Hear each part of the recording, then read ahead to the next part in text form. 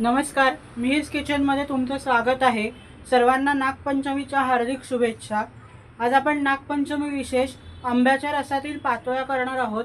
त्यासाठी लागणारे साहित्य: 1 वाटी तांदूळाचं पीठ, 1 वाटी पाणी, 1 वाटी खवलेलं ओलं खोबरं, 1 वाटी गूळ, अर्धी वाटी आंब्याचा पल्प, चवीनुसार मीठ व जायफळ। सर्वप्रथम 1 वाटी पाणी उकळायला ठेवू। यातच चवीनुसार मीठ घालू व 1 छोटा चमचा तूप घालू। पाण्याला उकळी आलेली आहे। यात घेतलेले 1 वाटी पीठ घालून उकड काढून घेऊ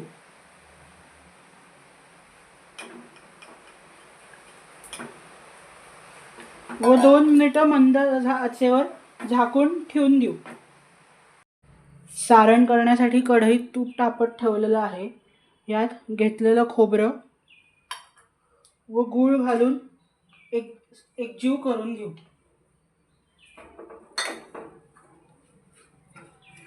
गूळ खोबऱ्याचं सारण हलकं कोरडं झालं आहे। यात घेतलेला अर्धी वाटी आंब्याचा पल्प घालून पुन्हा थोडंसं कोरडं होईस्तोपर्यंत परतून घेऊ। आपलं सारण तयार आहे। पंख्याखाली गार करून घेऊ। उकड देखील झालेली आहे।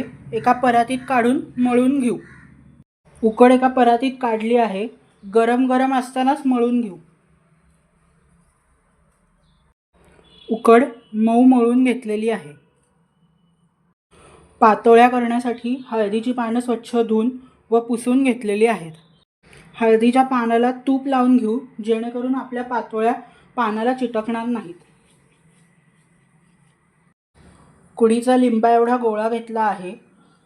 तुपाच्या हाताने पातळ पसरून घेऊ।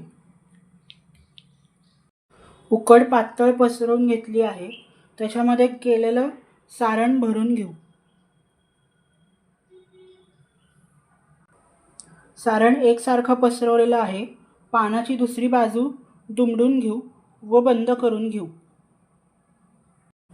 उरलेल्या पातोळ्या देखील अशाच पद्धतीने करून घेऊ। पातोळ्या वाफवण्यासाठी पातेल्यात गरम पाणी केलेलं आहे। त्याच्यावर चाळणी ठेवून पातोळ्या 10 ते 15 मिनिटं वाफवून घेऊ।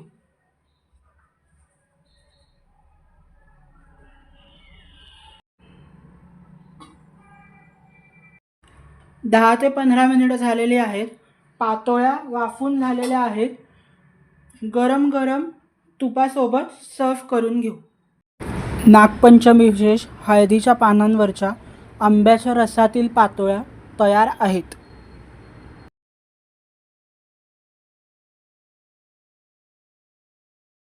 Thanks for watching.